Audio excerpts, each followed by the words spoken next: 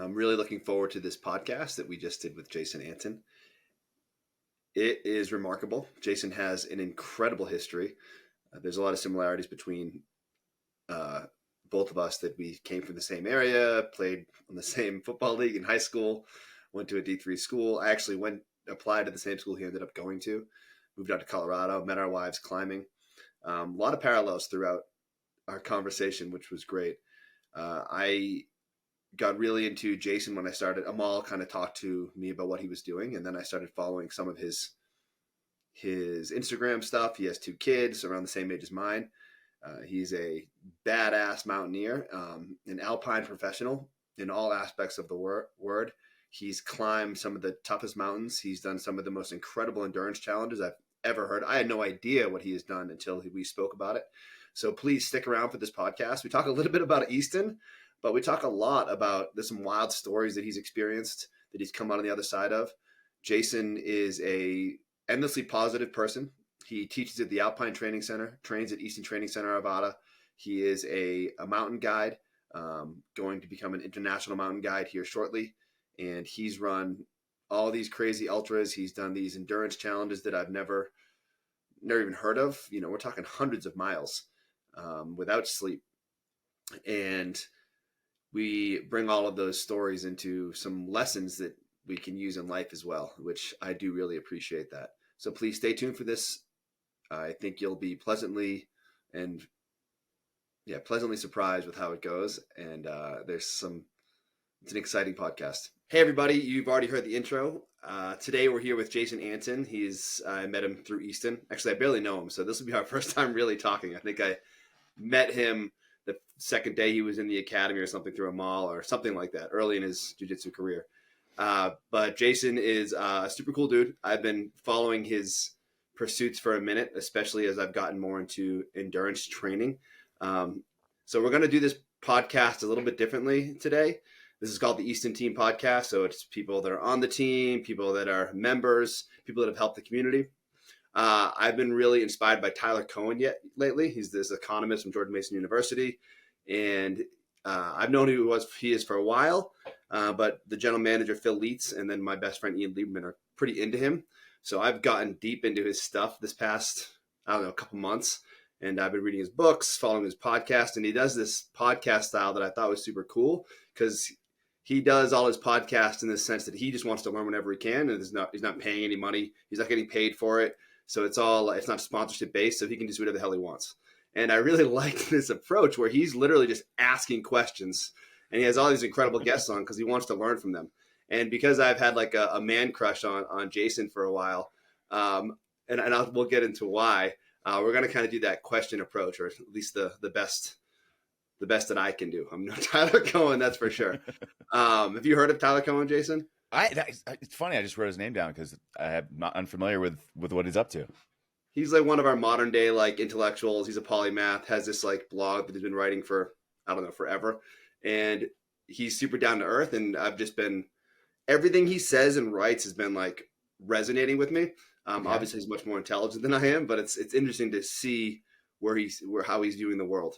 Yeah. That's really cool. So Jason, I'm going to kind of hand it off to you here, but this is what I know about Jason. He's a mountaineer. He's an endurance athlete. He has this amazing show called Beat Monday, which he can talk about. I think he's a blue belt with us now. Is that right, Jason? He's a husband and father of 2, which I think is a really big part of his life, which is a big part of mine. So that's another piece that I'm super stoked about. But everything that he's into and he's getting into is stuff that I've been really desiring for a while. He played college football. I did as well. And I don't think I played at the level he did, but I realized I was lost for a couple years post college. And then I found jiu-jitsu and it helped me. But I'm on this next point in my life where this endurance stuff is really driving me. It's hard for me to do anything that is just fun. I want to do this work for it. Like even skiing now, I'm like, man, I didn't work for that. And I'm not enjoying it as much. Where if I suffered on the approach, I'm like much more excited about it. So Jason, just to jump right in, man, and you can correct me if I messed anything up. How did you discover kind of your love for the outdoors? Where did that all start? Yeah, well, first off, Mike, thanks for having me. I think I chuckle a little bit because I think the only thing you paused on in that intro is my belt rank, which was accurate, but that was one thing that is probably easiest for you to know at the top of your databases. So thanks for doing your research, and thanks for a really sweet intro. Yeah, you nailed it. I don't know where you want me to start, but you gave me a great overlay with college football, right? So I got into the outdoors prior to college. I wouldn't say that I had a super intense outdoor experience when I was a little kid, but my folks were really, really great at, making sure we played outside and exposing us to skiing and snowboarding. And so I think my first kind of true connection with the outdoor industry was working as a snowboard instructor when I was 16. And so that was like my first foray into working with people in the outdoors. But that definitely took a backseat to football, to college football. I mean, any collegiate athlete knows that you're looking at a 60-hour per week, schedule with any sport, regardless of probably the division or the sport. It's just a very, very intense, in a good way, experience. And so it sounds like you had a really similar experience, which I think that's, it's for me, it was a pretty big moment, upon graduation, is like, you've got the 60-hour week of full involvement in your sport, in your team, and then you graduate, and it's like, okay, where the heck do I put all this pent up energy? Like I've got so much energy. I've been so good at channeling it into this one thing for the last 4 to 12 years, however long folks were playing that sport. And now it's gone. It's over. And you're an adult and you're out of school. And I just went back to things that I knew. So I grew up in Massachusetts, in New England, and there was this tiny little mountain in southern New Hampshire called Mount Monadnock. And I hiked it with my dad when I was little, and I hiked it a few times, throughout my teenage years. And I just went back to Mount Monadnock and I just hiked up it. I'm like, oh, that was pretty fun. And so just kind of started doing that, and then immersing myself into other programs. Like I was seeking education. So I went and did programs with the Appalachian Mountain Club, which is the local New England kind of outdoor club. And I did everything I could as fast as I could. So it's like, my avalanche education, rock climbing, winter camping, hiking, mountaineering. And I just started building my skills as fast as I could. And from there, I kept building the skill set. And by the way, I kind of had a different life trajectory that I was planning. And so you were in finance, right? Or like corporate? I was in security and law enforcement working at Fidelity. Got and it. So, when I vividly remember being like 25 years old, being, I'm going to go to DC and protect the president. My goal was to be in the Secret Service. And so I was working at Fidelity, working in their criminal investigations group, their security group. I was working part-time as a reserve police officer, and just kept going, chipping away at this thing. And then I was climbing in Rumney, New Hampshire, and I met my wife, and we kind of had this great year of travel and being together. And I just pretty much went in a completely different direction.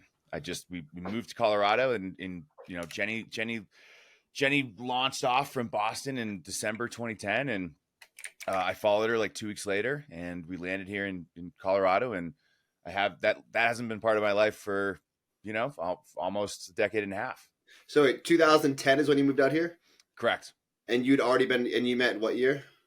Same year. So we met in April or May in Rumney, New Hampshire, climbing. It's a great sport climbing area in New Hampshire.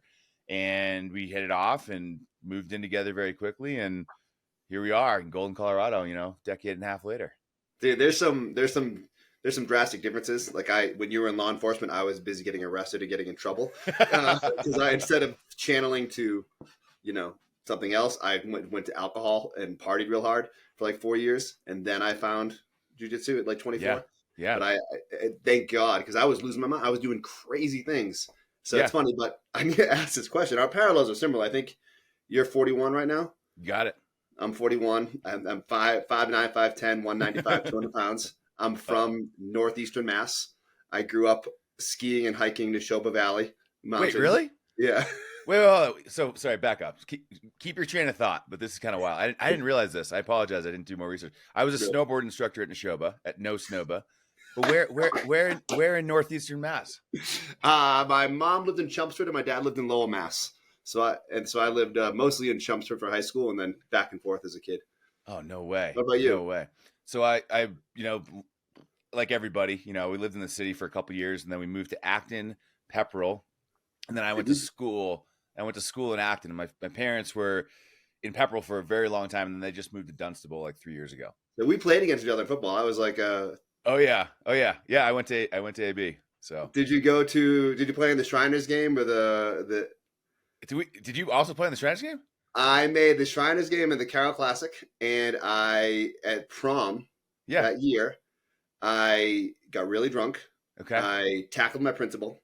Oh boy. I punched an EMT in the face. Oh boy. I got my whole limo kicked out of the graduation, and I kicked out of Carroll Classic and Shriners game. Oh, I was just gonna say, because had you had been there, we would have probably played at the same. I'm assuming played at the same time. What year did you graduate? 2002. I graduated 2001, so I graduated 1 year before you. All right. Yeah, no, that's so funny. But yeah, sorry, I cut you off. But no, I was like, the lineup of our lives is so funny. Where'd you play football, by the way? Where'd you go to college? I played at a D3 school in New York, St. Lawrence University. So that's I applied to St. Lawrence. Yeah. No, it was a good experience. It was a good experience, and I'm still very close with all my football teammates. I got into St. Lawrence, and I ended up going to Loomis Chafee Prep School instead for a year. Yeah. How'd that go? That went well. Then I went to Ohio Wesleyan, which was awful. So I played 1 year of college football, and I couldn't stand how bad it was. And I was like, this is boring, so I left. I get that. I can totally get that. I can see that. I think St. Lawrence was cool, but it was a good time. We struggled. We never did that well. Our best year was like 500, but so that was a tough turnaround from high school glory days. But yeah, right. I still really enjoyed my time there and playing there. Just so anybody's listening, so in New England, like there's the regional classic, which is the All-Star game, which is for us was I think the Carroll Classic for you too, may have been different, and that's where the MVPs go. And the Shriners game is the statewide one, or like so we both made that team. So it's hard going from that to backwards, or going to D3 was a big change for me. I was like, I couldn't take it seriously. So I can see that. I can totally see that. That's so funny, our paths. And I met my wife in 2010. We started dating in 2011. No way. That's awesome. Yeah. That's really, it's wild. Like I remember just like paths, meeting my wife had a big impact on, the future for sure. Our first day was a climbing gym. Oh, really? No 6 way. At the spot. That's awesome. This is creepy. Anyway, moving forward. All right. So sorry that our paths were so similar in that way. I had to definitely talk about it for a minute. Okay, cool. I'm going to jump around a bunch and start kind of doing some rapid fire stuff. If we go off, we go off.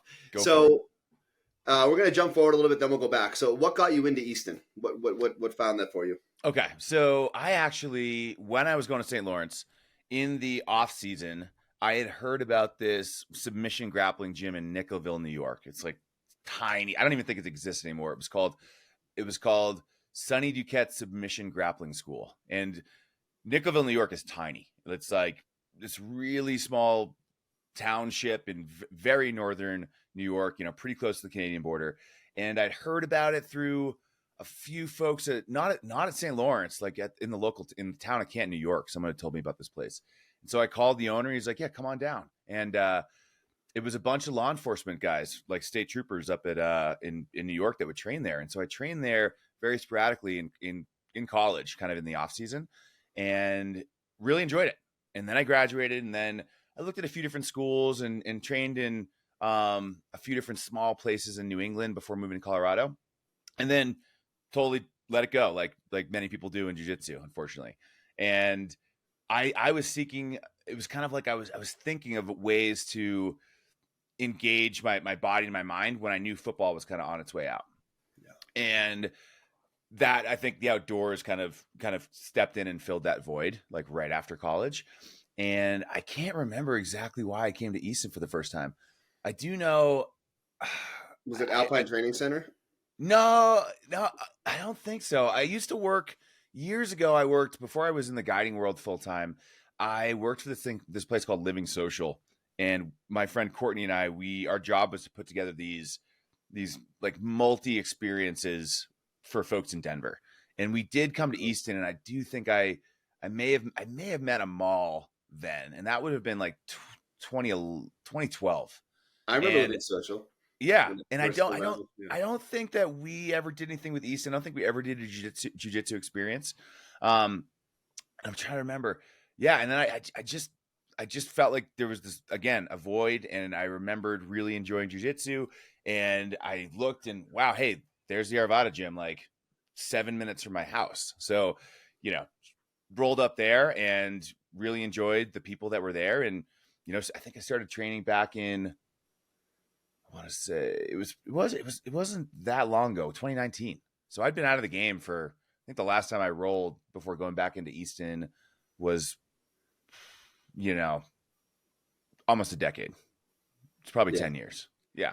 And you have you have young kids, plus you're doing this mountaineering stuff. I know for me, like I'm trying to run these endurance races and I get to train once or twice a week. And it is like, I'm struggling to get them. Like, come on, get there. You can do it for training. And it's hard with the kids and then the other activities that I'm doing now. It's super hard, but it's bittersweet. And I think the time crunch with the kiddos can be very, very, very challenging.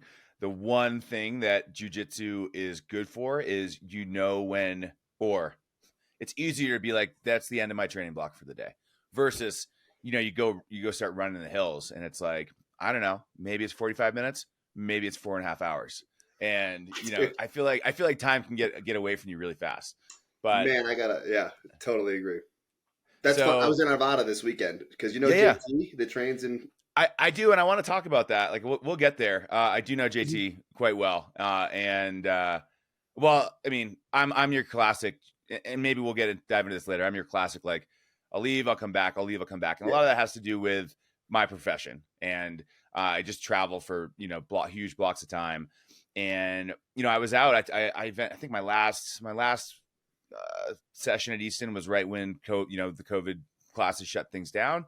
And, you know, I was out for like a year, you know, and finally went back. And it's funny because I feel like I'm a pretty confident guy. And I remember sitting in my car being like, all right, you know, I'm a blue belt. Like, I've been out for a year. I haven't done anything. And I gotta go back in there. And I'm just like psyching myself up in the car.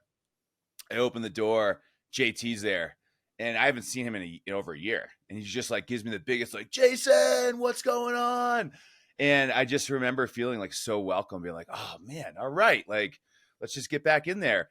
And again, we can go deeper on this, but I remember, because I coach myself, I coach other people, and just like experiencing that was like, all right, I need to be mindful of the students that come to my gym. Cause like, I'm not a very nervous guy. I'm a pretty confident guy, but I was pretty nervous going back onto the mats for the first day after being out for a year. And so that experience and like how welcoming JT was, and like, it was like we didn't skip a beat. It's like, all right, dude, let's go. Like, line up, you know. I was like, back at it. It was great. And so JT was really, he may not know this, but he was super helpful in helping me just like jam back in on the mats. He's a sweet dude, man. He asked me last time I was there to run North Table with him. I was like, sure, I didn't know you run. He goes, I don't. I'm like, okay, let's do it. You sure? And so I met him on Saturday at 8 a.m. I was like, it's like a 7-mile run, I thought, you know? Yeah. And it was like, it's right. Snow. Yeah, it's right. I live on North Table. It's right there. So so does he. So I get there and I'm looking at what he's wearing. I'm like, maybe this is just what he wears to run. I don't know. And I can do 7-10 miles in the trail without anything, especially in the wintertime. Yeah. I thought he was comfortable with it. It was a wild experience this weekend. Wait. So you're saying it was a slow hiking adventure, or what happened? It was, I shouldn't say that. He's got balls. I'll say that. And it was a foot of snow the whole way. And it was epic. It was epic. It took like 4 hours. I think Yeah. Right on. It was amazing. Well, good for you guys for getting after it. It was amazing. I'll tell you more later. But yeah, JT's great. Okay, I'm gonna jump back around to something else. Do you listen to music? And what do you listen to? I do listen to music. I think, you know, everyone says I listen to everything. I think my listening to everything is pretty legitimate. Like, man, I just went to a Tool concert on Monday. That was awesome. I like electronic music. I like a lot of music. I don't know, I'm trying to think. Here's the last like 4 concerts I went to. It'd be like Widespread Panic, Tool, Lane 8, which is electronic music, LCD Sound System, Bombay Bicycle Club. Those are like the last 4 or 5 shows I went to. I like all that. I feel very similar. My wife loves Maynard. He trained at Easton while he was in town. I saw. I thought that was so cool. That was great. I mean, I don't know. I don't want to bring it back to the Mass connection, but I used to be a bouncer on Lansdowne Street, and I used to work at the Avalon and the Axis. And dude, my best friend worked at the Avalon, and he was a cop. He's still a cop. Yeah. It's and honestly, you might not realize, but I had so much access to, no pun intended, to music, and we would see like Madonna would play at Avalon, and then I'd see this like tiny hardcore band at Axis in the same day, and that happened every weekend, every day, and so it was really cool. It's really cool exposure to get to see like tons of different bands all the time. So, but music wise, pretty diverse. I like a lot of different music. No, that's great. I think there's some LCD Sound System, Maynard, and the other ones you name. Like I also like there's like this intellectual piece that comes with some of their writing as well. Like I really appreciate that, and what LCD does with the music, with the instruments in general, I think is pretty powerful. Yeah, totally agree. We're huge listeners of both those bands at our house. Do you play any instruments? Very poorly. I have an electric ukulele that I will strum on. Mostly came from just singing the kids to bed. But no, I'm not the musician in the household, unfortunately. My wife, plays piano, and my daughter's working on violin and piano, but I just kind of hack my way with the ukulele at bedtime occasionally. Nice. What about yourself? I hack away at the guitar trying to play. I always wish I was better. My brother-in-law is incredibly talented and can play anything by ear. And for our wedding song was the song called Ocean by the John Butler Trio. Mm-hmm. And it requires a 12-string guitar, and he picked it up like a week before our wedding and like played the thing flawlessly. 5 days later, I'm just blown away by musicians that can do that. It's so impressive. Yeah, I worked on the Hill for like 8 years, which is next to the Fox Theater. So I saw everybody. I used to get free tickets at night after. Yeah, and so we used to go see White Star Panic when they'd come, or John Butler Trio, or that whole gamut of artists to punk, all their punk rocks to Primus, and spent a lot of time watching all of them play it. I got really into Widespread Panic back then, and I really liked the video. Yeah, that's incredible. Awesome. I'm going to jump back around here. I've been wondering about this question because I know you've done Denali, you've done, I don't know how long the Tahoe run is. That 240 miles, 200 miles? That one's not 240, but it's over 200. It's over 200. Yep. You got a bunch of 100-mile races under your belt, I think. I do. And on Beat Monday, I know you do some crazy adventures as well over the weekend. And I think the goal there is like to see how much you can get in on the weekend and get back to work by Monday at 9. As far, as fast, and as much fun as we can have in 64 hours. Oh, man, I love it. So out of your adventures, like what comes to mind as one of the wildest outdoor things that has happened to you when you've been out there? Well, like I think there's a difference. I mean, it's the definition of wild is vast, right? I want you to. The reason I said wild because I figured you may gear towards scary and holy shit, I can't believe this happened, or like I figured you could take that as you will. Yeah, that's totally fair. Oh god, I got a lot. I'm trying to pick a good one. I wish I knew your other questions so I could separate them. Wild. All right, so Mike Chambers is one of my best buds and my partner on the Beat Monday show. We went out and did this traverse. So we used to work with the Merrell brand, and they created this like lightweight hiking shoe / boot for cold weather.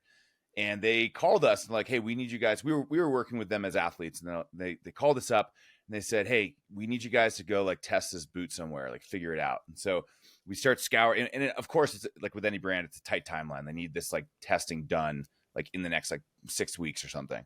And they wanted really cold, like sub negative 20 to negative 40 temps. And that's kind of limiting, right? So for high on the list is like Greenland. So that's where we're going. We go out there, we do this like 110-mile traverse from the ice cap to the shore. And it went great. It took us like 3 days. We used this boot. Mike and I thought for sure we were going to like lose toes. So we brought like 6,000 meter boots with over boots, and we towed them in a sled behind us.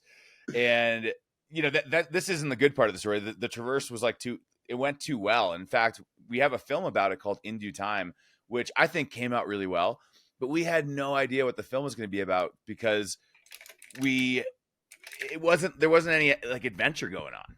It was like very straightforward. We'd get up, we'd cover a bunch of ground, and then we'd like crash and do it again, and the traverse is over. And the whole time we're talking to our director, Andy Mazer, and we're like, Andy, do we have like a film here that Merrill's gonna be psyched about?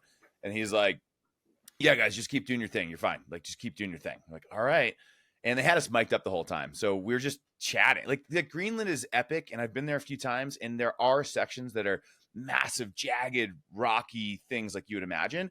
But the traverse we did was just this like crazy open, basically Arctic desert, and very flat. Like, the hardest parts were traversing these like 8-mile lakes. I mean, we'd be just skiing with these boots across these lakes for hours, just flat, endless. And the elevation gain wasn't that crazy on that trip either. It's not super overwhelming. But anyway, long story short, the film came out great. It's called In Due Time. Has nothing to do with like epic mountaineering.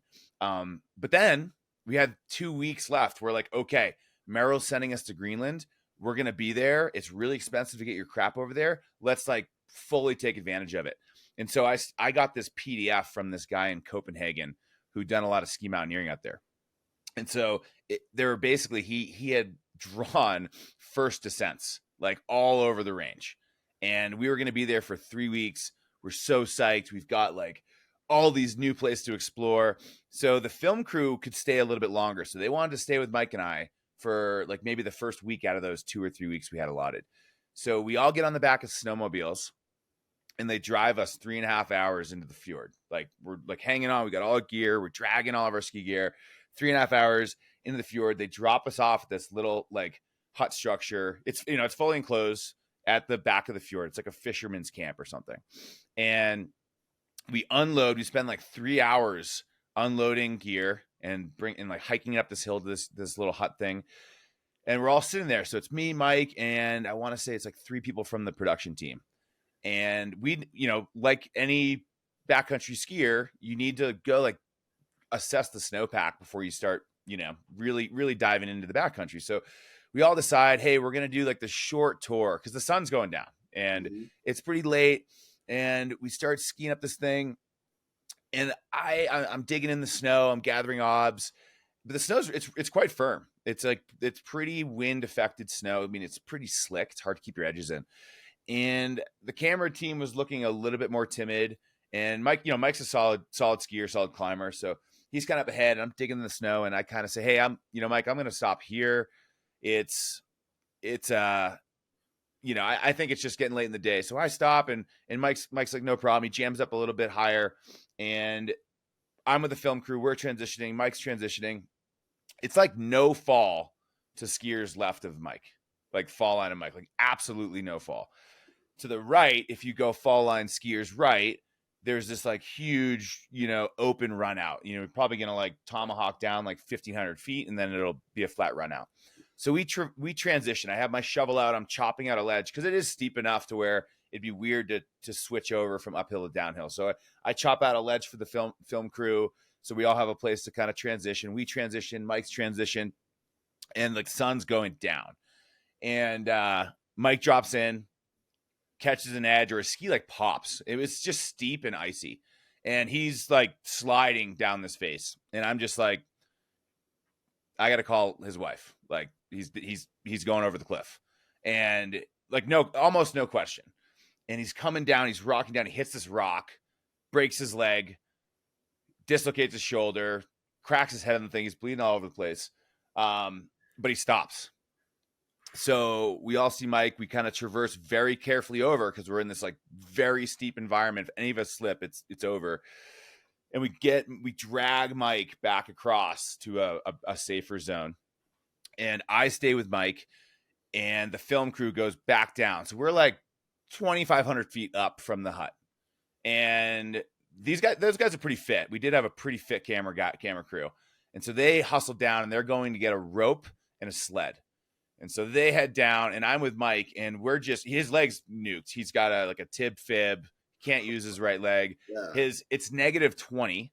He has a dislocated shoulder, and I didn't want to open his jacket to be able to try to relocate his shoulder. So, and I couldn't do it without taking his arm out of the jacket. So we put his arm inside his jacket. We bandage up, the cuts, and I got 2 backpacks on me in steep terrain. And so one of them, remember I said there's that big run out. So I'm like, I can't hang on to Mike's backpack and help out moving Mike. So I just like launch Mike's backpack down this thing like 500 vertical feet, and I just see it come to a nice rest. So Mike and I have, with an ice axe, I'm like chopping steps for Mike. He's using his axe to like inch himself down the mountain, 2 feet at a time. And so we're doing this, and like 2 hours later, an hour later, Mike goes, I could use some pain meds. I go, no problem. Open my pack, look inside. Crap. The med kit's in Mike's pack that I just like launched into. So I like, and he's starting to hurt pretty bad. And so I leave my pack and I run down, drop like 400 or 500 vertical feet, grab the drugs, put it in my pocket, come back up, give Mike some drugs, and we continue. We keep going. Finally, we get the film crew comes up with a rope. So we lower Mike in 30-meter increments for like almost 1,000 feet off ski anchors. And then eventually we get him low enough where we can put him in a sled, drag him to the hut thing. We call on the sat phone, our buddy Bo in that village, and he deploys his buddies on snow machines, come get us. And we put Mike's shoulder back in the yurt. And I do remember that Mike was hurting pretty bad pain wise at this point, and Bo shows up with this med kit, and he's got morphine, and I'm looking inside about to give Mike some morphine, and I'm like, the smallest needle I could find was this like massive gauge thing. And I just hold it up and show Mike. I'm like, Mike, this is the best I got. He's like, I don't care, just do it. And so we gave him a shot of morphine, but it was a pretty rough delivery. And we got home. The hardest part of the whole trip for me was we did the duffel shuffle. So when you go on expeditions, you typically have a lot of gear. And Mike's like in this like wheelchair with a bandaged leg. And oh, by the way, sorry.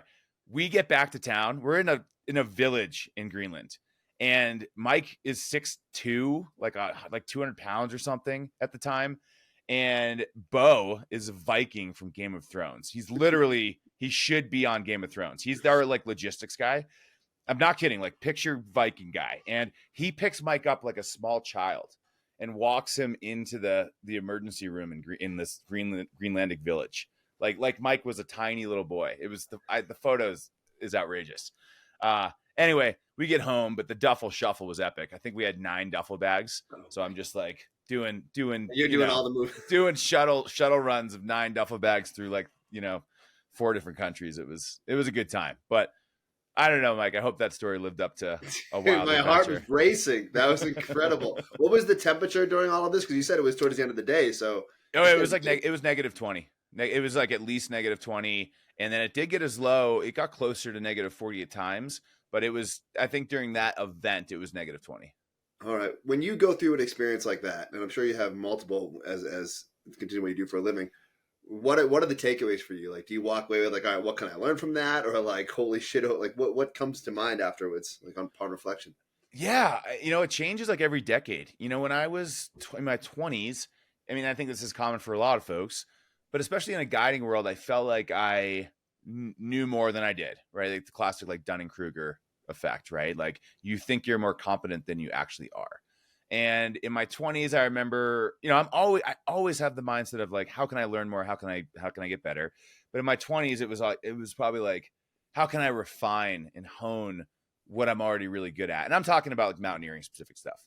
And then in my 30s, it was just kind of like, had a few occasions like, didn't see that coming, or really should be better in this zone or this whatever, and being a little bit more open to learning and realizing that maybe I'm not like the expert I once thought I was.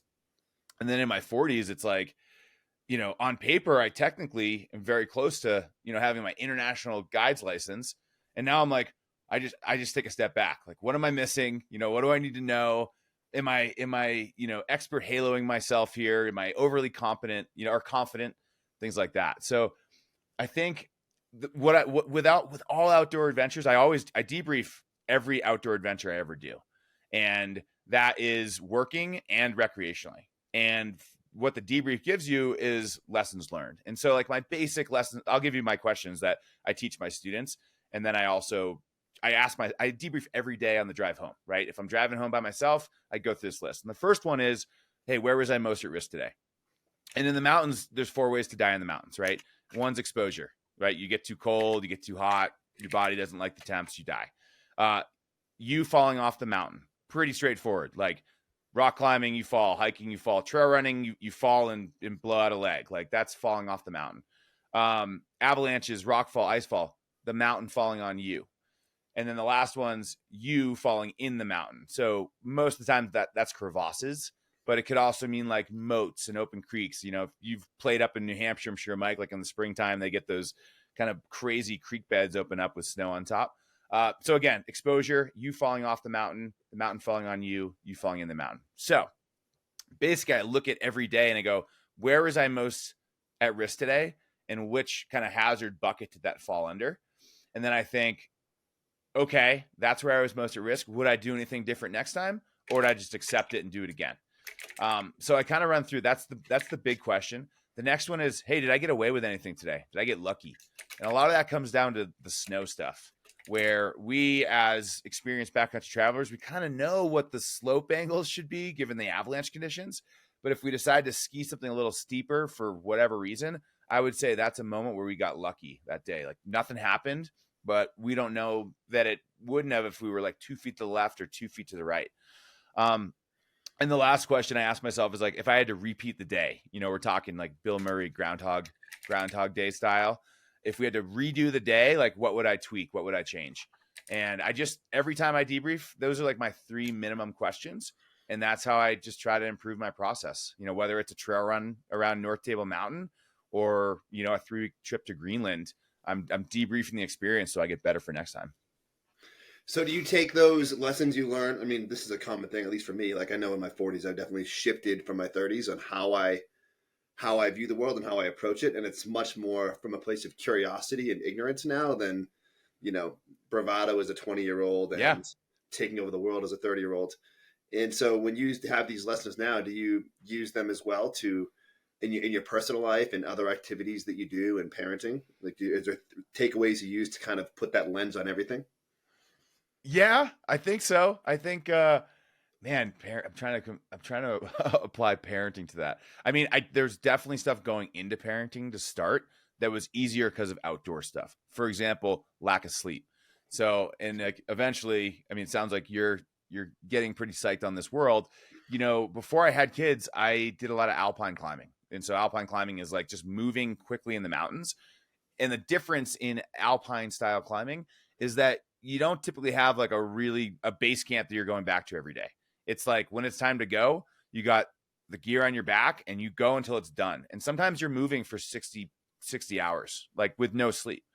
And same thing for ultra running, right? Like anyone who's run a 100-mile race, you've had a long day. Like, doesn't matter whether you're the number 1 or 2 or 3 guy or the last finisher, like it's a long day. So those experiences before having kids, you know, people are like, oh, the sleep is so bad. I'm like, I never found it to be too bad because of all those experiences. It's just like, no, I mean, I know I can operate fine on very little sleep. And, you know, once we had our first daughter, it was like, this is not that bad. Like it's, you know, this is way easier than, you know, doing a big route in Alaska or running the Leadville 100.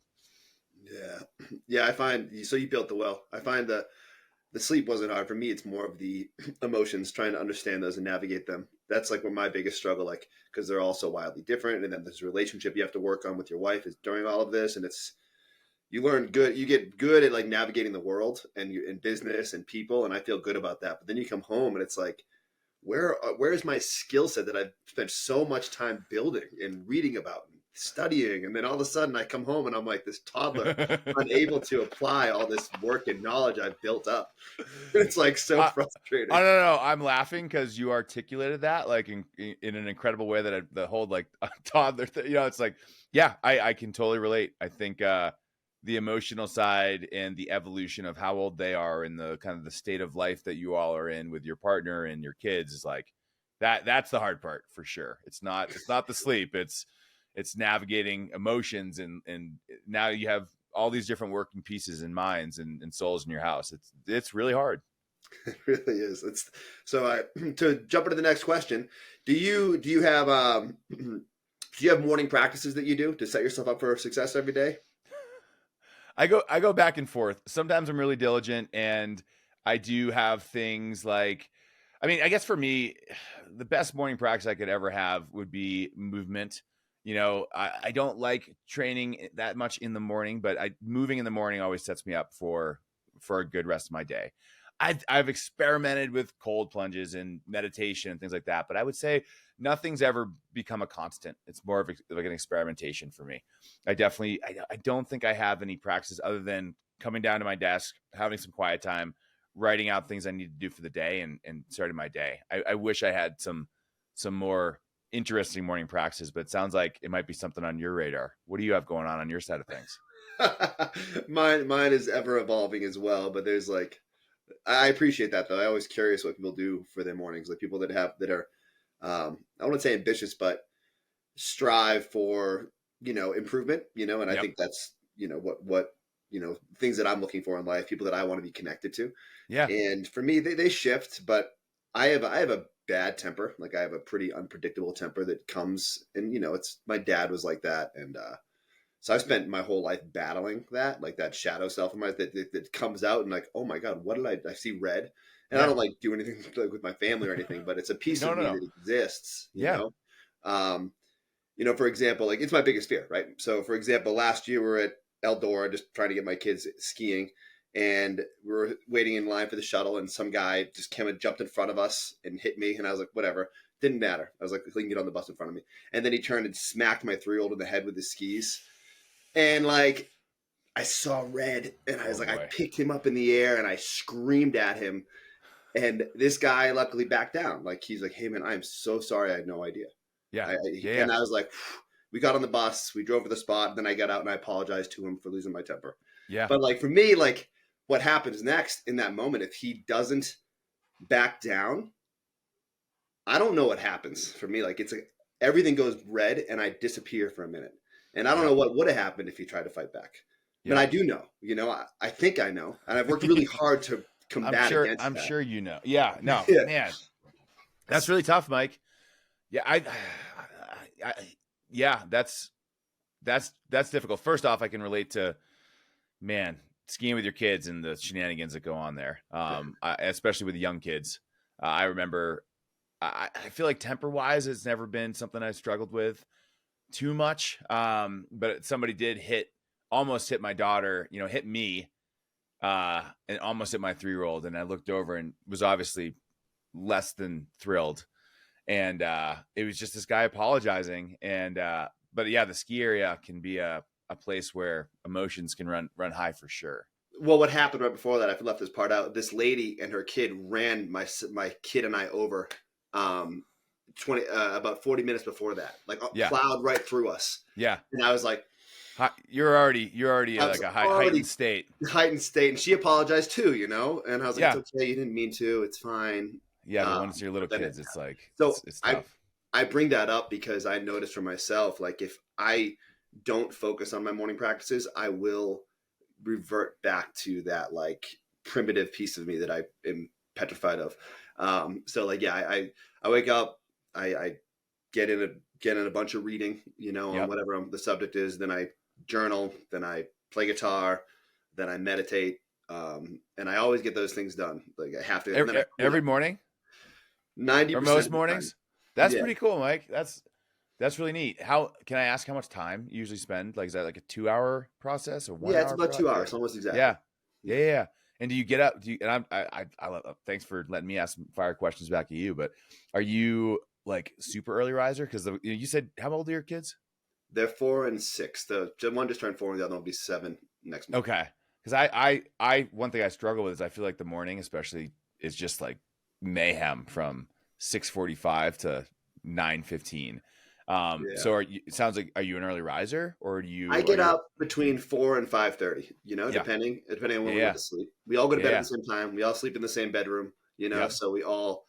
But I try to wake up at that time, and then I try to like clean up my computer and my emails for the day before I go help with the kids. My wife and I have a pretty solid schedule around when we traded the kids off, who takes them to school what day. Like today is her day with the morning with them. So she has them all morning, but I pick them up. I take them at 2:30, and I have them till like 6 o'clock. So I take them to activities, pick them up from school, make dinner, so she can have free time in the afternoon, and that switches on Tuesday, Thursdays. So awesome. Right So on. that helps. But yeah, I wake up as early as I can, as long as I'm not, what I reckon, this is the biggest piece for me, is I need my 8 hours and I need at least an hour of deep sleep. Like I Yep. noticed if it's below an hour, things get kind of messy.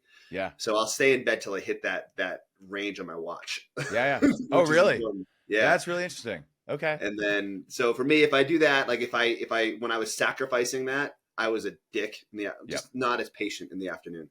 So when I have them in the afternoon, I'll make sure to get that because I'll be a much more patient dad during those 4 hours with just the kids. Totally. So I'll sleep in until I hit that realm. Yeah. Sometimes it's 4:30, sometimes it's 5:30.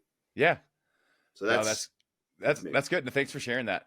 I feel like my schedule is, I think I get less ambitious to have like frequent scheduled morning practice just based on schedule. But I feel like it's something that I could probably, I think all of those morning practices are nothing but beneficial to functioning well during the day. So, and I throw them away if I'm doing something cool. Like if I'm going to do something amazing in the morning, I'll try to get a meditation in, or a read in, but otherwise I'll just go.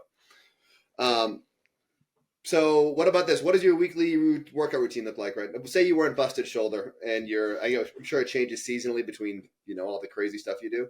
Yeah. It does. I don't think people see pictures of you. You're a monster. So I think they should be curious what that looks like. You No, can't say genetics because that may be part of it. No, I mean, man, my dad's an amazing person. And so is my mother, but my mom's 5'2" and 115 pounds. And my dad's, I don't think he'd ever refer to himself as athletic in any way, but neither of my parents, and again, you mentioned genetics. That's why I'm going down this rabbit hole. Neither of them ever really worked out. They were into just like casual paced outdoor activities. So like a nice casual bike ride, a nice slow hike. And my sister and I, though, I don't know what happened. Like both of us just immersed ourselves in athletics. And like, my sister lives in Boulder too. Like we see each other once a week. We both like, we got to get movement in every day. And so we don't know what happened because my parents like probably worked out like 5 times in their lives combined. And my sister and I, it's like, if we miss a day, things start to go south. But anyway, I digress. Workout wise, I do think the years and years of football focused lifting gave me a really good foundation, right? Like kids start lifting. I coach folks at the Alpine Training Center that are, 13, 14, 15. They're folks that's earlier than I started.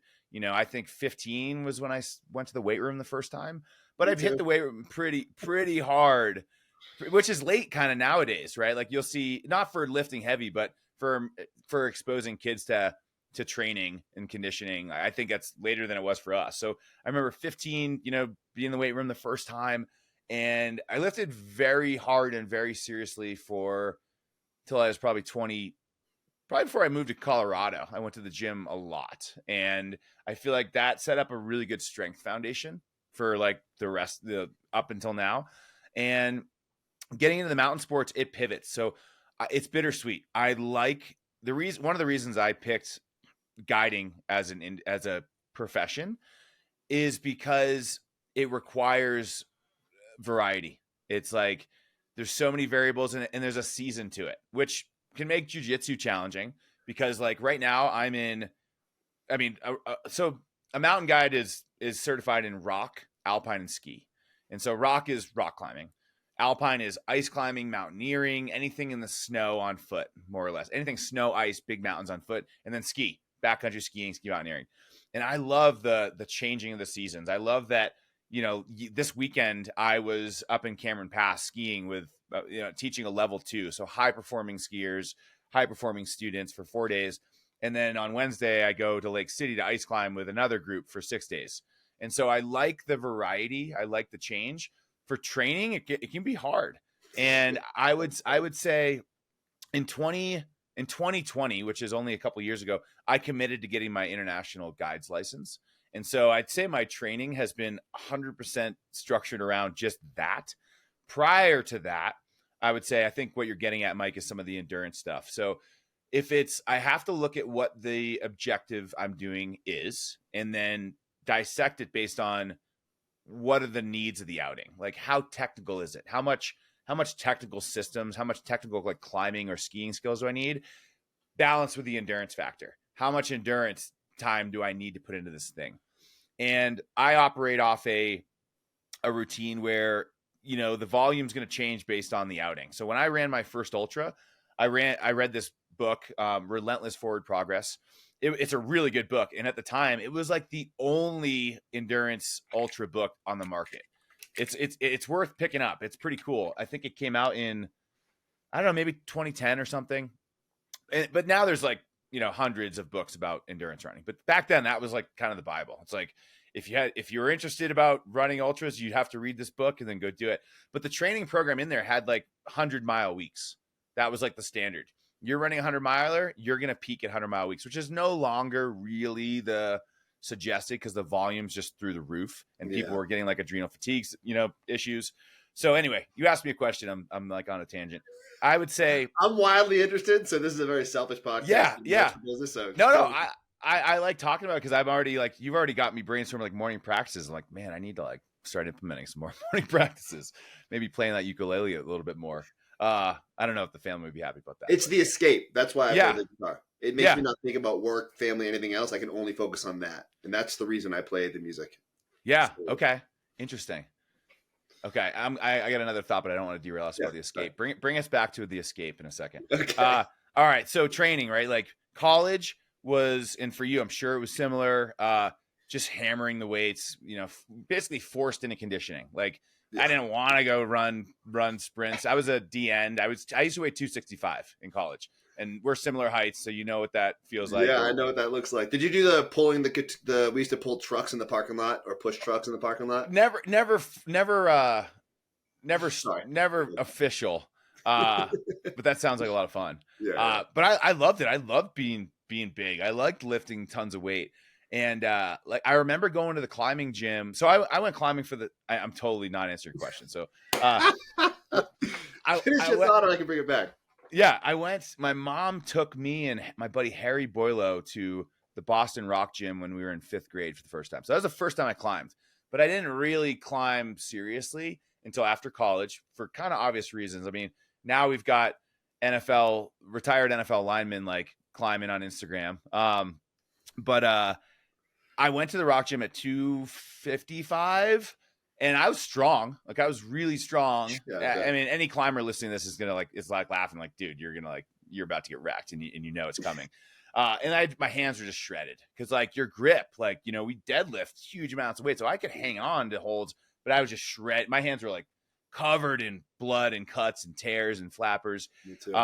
So I was kind of like, do I need to be like 265 to be doing all these like mountain sports? Like, and so I started just, my body started evolving more towards mountain sports over the course of like 10 years, I'd say. And so I've got this foundation of weight training. All of a sudden I have these new goals. So to answer your question, I'd say typically 3 days, and I'll throw in Easton in a second because that's when things get really challenging. But I'd say a perfect mountain fitness training block is going to be like 3 days of strength a week. And then your running volume or your endurance volume will change based on what phase you're in. So for example, I'm a huge fan of building up a lot of zone 2 work. And so when I coach athletes through the uphill athlete or the Alpine Training Center in Boulder, Alpine Training Center in Boulder is very strength focused and muscular endurance focused. And muscular endurance means there's weight on your back and you're training your legs to handle that lactic acid buildup. For getting ready for ultras like you're into now, and big mountain objectives, it's kind of the same thing. You need your zone 2 to be really high. And your zone 2 is like, for lack of a better non-scientific term, it's like the higher end of your conversation pace. And so if you can get that high, it means you can go faster, longer. But it's boring because you got to spend time in zone 2, which for a lot of us is like not that hard. And so a lot of my athletes, they're like trail runners, and then we'll get them tested and we'll find out their aerobic threshold, which is the top of their zone 2. And Mike, I'm happy to, after we hit the record button and turn this off, I'm happy to talk you through this whole thing. I've been nerding out on it. I've listened to like hundreds of podcasts, read like 20 books on this. So I love talking about it. And I don't want to get people too deep into it, but I want you to finish your point because what I want people to understand, like people listening to this, they do jiu-jitsu and Muay Thai.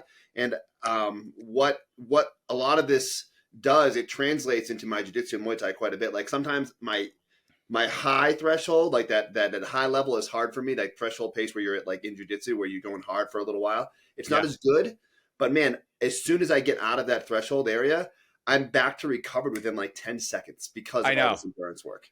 And I'm like, oh, okay, I can do this again.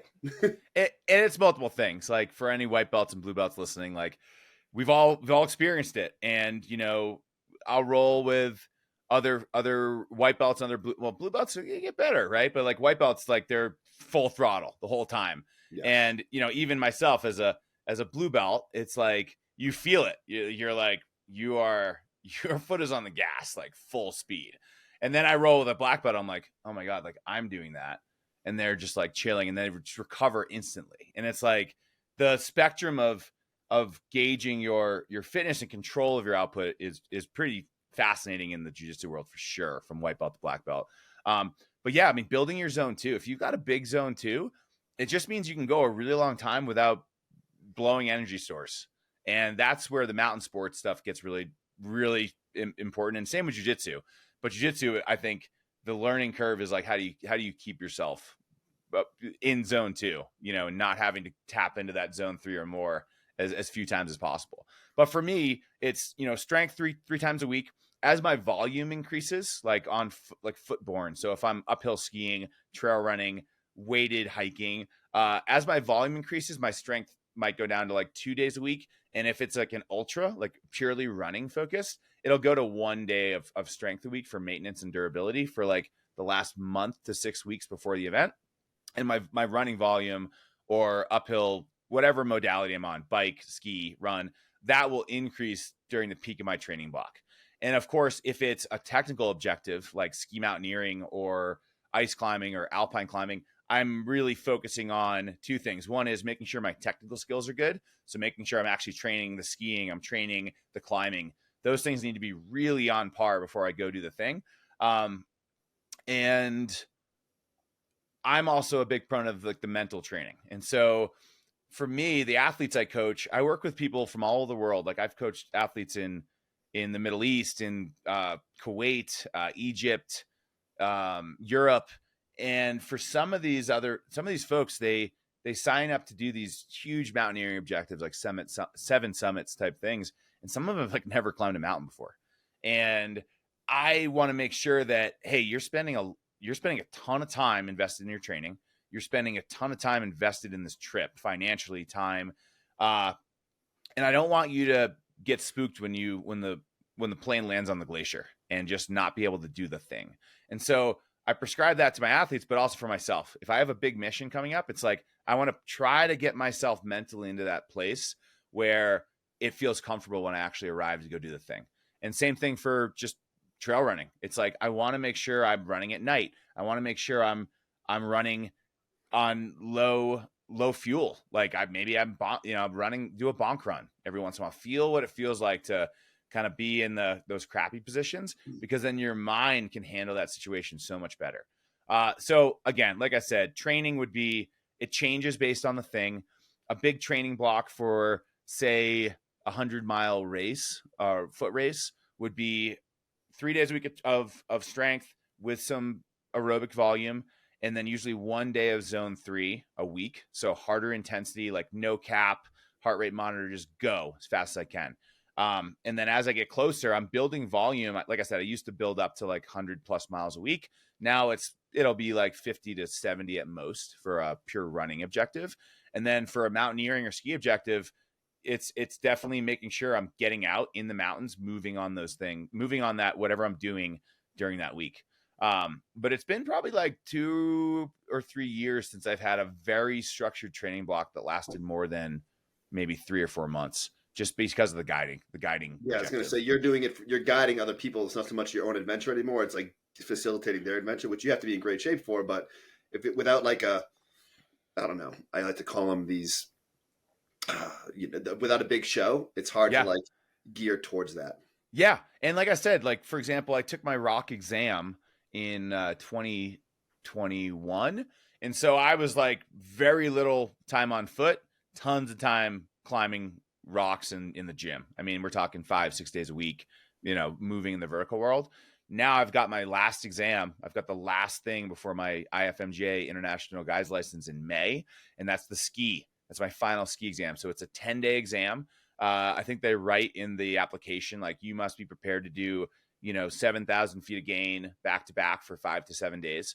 And so my training for that, that's a couple months away, is a lot of time on my skis, both the resort, just to feel, it needs to be second nature, just moving downhill, and uphill, just starting to really build my uphill skiing volume, so that when I show up, I'm ready to roll. And then strength training, I do, right now it's like 2 to 4 days at the gym, just doing some like durability and strength. Like, I wouldn't call it maintenance, but just trying to make sure that I can ski with a heavy pack on. I can move uphill efficiently, and more durability for my whole body.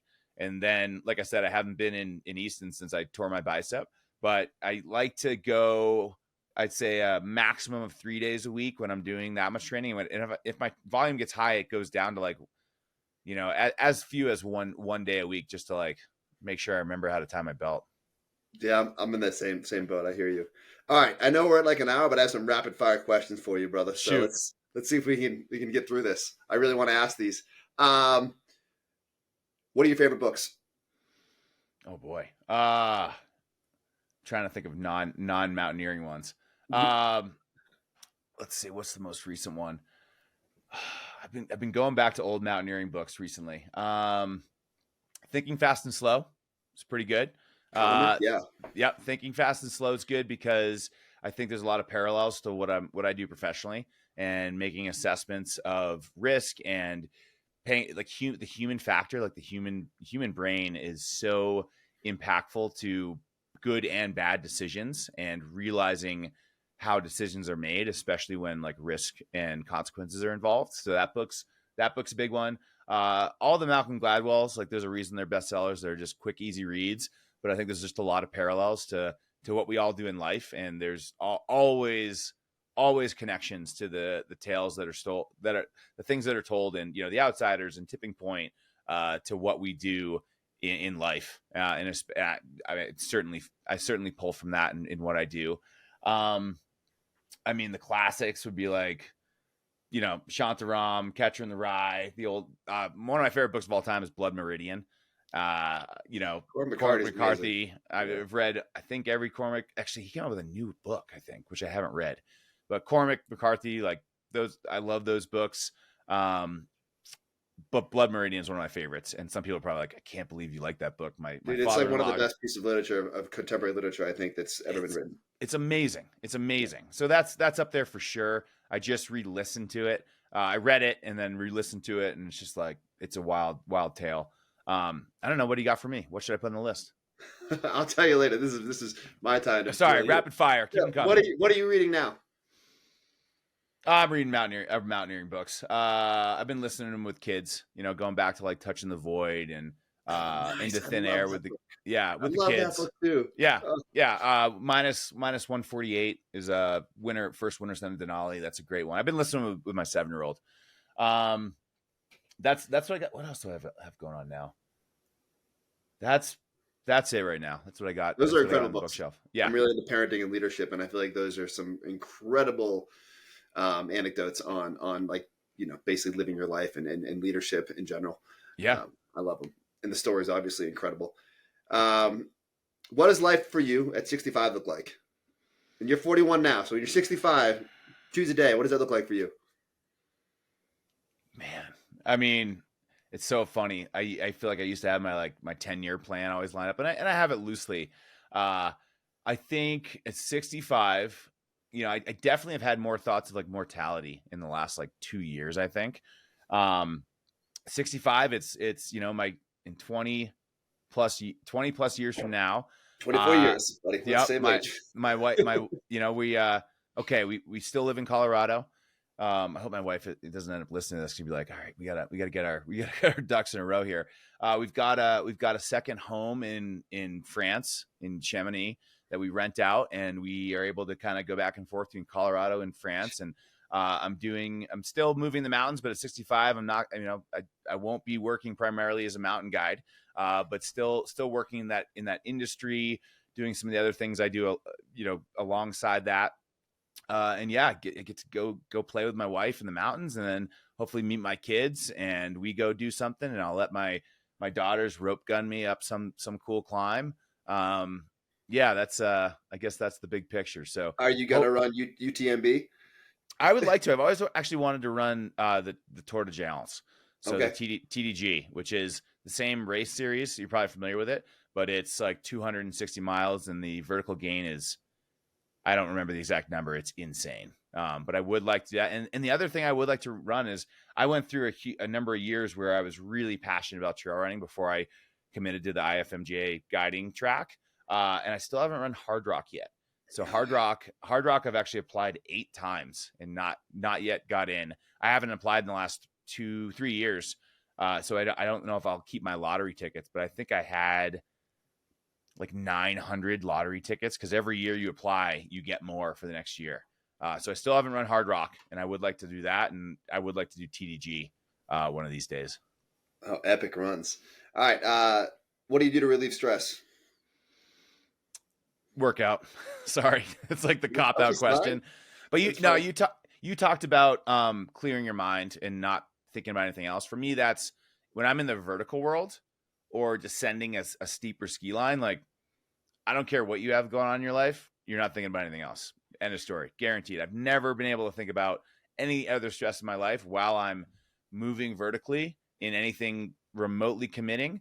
And same thing, like skiing, something that requires your focus. Like, you just can't think about anything else. So that to me is, although there are stresses associated with doing those things, that is a way that I relieve stress. So working out hard and, being in the mountains, that's like the best way for me to relieve stress. That reminds me, when I was climbing a bunch, I got really into like more difficult sport climbing and being on like an exposed edge and like at a slight, worse than 90 degrees. I remember how small the world becomes, and nothing else can enter your mind. And I remember that being like, you get down and you're like, wow, I feel very clear-headed now. Oh yeah. It's impactful. What are some of the favorite things you do with your kids? I think I struggle with forcing. I don't want to force the outdoors. I don't want to force anything on them. But I do like skiing. I love family ski days. I think, you told me that story at the start of our convo, and I've certainly had those moments too of things not going perfect. But I had really great moments. The most memorable times with my family were just like going skiing with fam. And I really enjoy that now. My oldest daughter, Avery, 7, we go and climb the Flatirons. And that's always an amazing time. And I remember, when Avery was very little, she did some huge climbs for her age. Like, we're talking 3 years old, 4 years old. And we climbed a bunch of the Flatirons in Boulder, but we hadn't climbed the 3rd Flatiron yet. And the 3rd Flatiron's only open for 6 months a year due to falcon closure. So birds nest up there. And I remember asking Avery when she was like 6, she's like, nah, I don't want to go. And I'm like, in my head, I'm like, bummer. But I didn't push it on her. And then right before I had bicep surgery in October or November, Avery woke me up. She came in I was in bed. She jumps in the bed. She's like, Dad, let's go climb the 3rd. And I was like, huh? All right, let's go. And so Avery and I climbed the 3rd Flatiron together in early November. And it was just so much fun. Just awesome daddy-daughter date. And I just enjoy being outside with them. And hopefully I don't ruin that for them by wanting to be outside with them too much. What about with your wife? So, it's probably the same. We met climbing, and our life pre-kids was a lot of, not to be cliche, but just a lot of adventure. I think our first year in Colorado, we were home for 10 weekends out of 52. And we would Friday would come and we were gone. We just, on short notice. Like, I love spontaneity, which is a crux with the family, as you can relate. My parents, I drive them crazy with it. We're doing this right now. Get your stuff together. Yeah. And I miss that. And it's something that I really struggle with. And, with Jenny and I, like, we'd get home from work on Friday and with no planning. And I literally just like go on the computer, see what the weather is by 5:30. Hey, want to do this? Want to go to Utah? 7 hours away. Yep. Done. Pack, 20 minutes, gone. And we did that a lot. And so with my wife and I, I think my best memories and my most enjoyable moments are with, in the mountains. But like I said, being with the family too. I just I like being outside. It doesn't have to be hardcore. It can be going to Eldo and just hiking with the kids.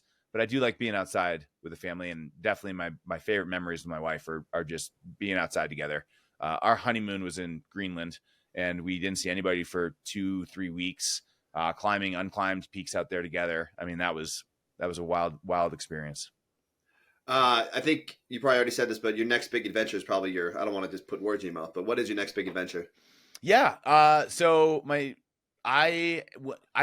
because of the guiding process, you cannot guide in Europe or outside of the US until you have your IFMGA mountain guide license. So I have one last exam. So I think there's 2 big adventures in the next couple months. The big one that I'm training for is my final ski exam, and that's going to be 10 days in the Cascades. So 10 days out in the kind of glaciated mountains of Washington. And so that's going to be, that'll be a full value, high stress, examination process. And so I'm getting ready for that. And that's, although it's not, in another country or remote location, that's a big focus for me. Prior to that, I'm working as what they call an aspirant. So in Europe, if you have all of your 3 aspirant exams, which I have, so I'm a certified rock guide, I'm a certified alpine guide, and I'm an aspirant ski guide, which means I can work with another IFMGA guide. And so we're actually going to Europe and doing this 8-day ski traverse from Chamonix to Zermatt in April. And so we're getting ready to do that. I've never done it, so I'll be on-siting that route with my clients, and I'm really looking forward to that. Wow. It should be an epic adventure, and we have a really good team. We've got a fit crew, a bunch of them train at the Alpine Training Center. My co-guide Eddie is a total stud, and we get along great. So that should be a really fun trip. And then, assuming my exam goes well, hoping to go back to Alaska and potentially Peru next year to do some climbing. Badass. I'll leave you with this. What is a final piece of wisdom you have for us?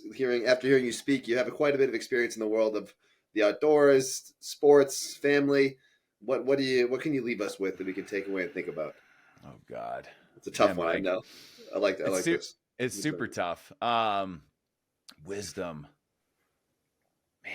I always go back to a lot of the parallels that I do a lot of avalanche education.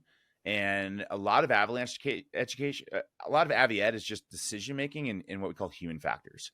And so when, it's good to follow your heart and trust these feelings you have. But I do try to be pretty objective based. And so we just wrapped up a level 2 avi course in our yurt up at Cameron Pass, and it's all about figuring out your uncertainty to whatever you're trying to achieve. What's your goal? What's your level of uncertainty in moving forward? And what skills do you have to reduce that uncertainty? Meaning, in the Avi world, it's is this thing safe? Well, I don't know. What's your level of uncertainty? It's high. And so I'm going to throw all the knowledge and all the tools I have at this thing to reduce my uncertainty. And if I think that I get that uncertainty to a point where that risk is acceptable, I move forward. And I try to apply that to other facets of my life. The other is human factors. So when we make decisions, they're influenced by our subconscious habits. And so everybody tends to be drawn to, everybody tends to be guilty of 2 to 3, what we call personal disaster flags. And so you talked about one about seeing red. So for you, one of your personal disaster flags might be I get ramped up quickly, and you need to be aware of that in all life settings. And so for me, I definitely get commitment is one. You get really invested in something and you're starting to cut corners because you're so committed in this thing. And when I say cut corners, I mean, in the mountains, it could be you're making unnecessary risks. In life, with family and balance, it's okay, I want to do this thing. I get so committed on these things. I need to make sure that I'm also taking care of the family and I'm connecting with my wife and taking care of the kids. And so I guess it's kind of, that's the first thing that comes to mind, because I was just rambling about it for the last 3 days with 12 other students. But it's whatever objective you have, it's figure out the gaps. Where are your levels of uncertainty? How can you reduce that? Once you get it to a point, either go or no go. And the other one is just be aware of your subconscious heuristic traps that we all have, and identify your top 3 personal disaster flags. What are things that happen that you're not always aware of, and try to be more aware of those like top 2 or 3 things. I like the simplicity of that. I'm going to write those down, because I think I go through these a lot in journaling, but I think putting a label on them helps me notice them more when they come up. That's beautiful. Yeah, definitely. Jason, this was amazing. I have a million more questions for you, but we'll hold that for another time. I appreciate you. I appreciate your commitment to Easton, and obviously your family's been inspiring. I love watching you on Instagram. I think Beat Monday is a really cool thing. I love the work ethic. I love the time you put into things, the commitment that you have towards things that I believe matter to me just as much as to you, if not more. So thank you for everything, man. Yeah, Mike, thanks for having me. It was great to chat with you. Look to seeing you back at the gym soon, and I hope you have a great rest of your week.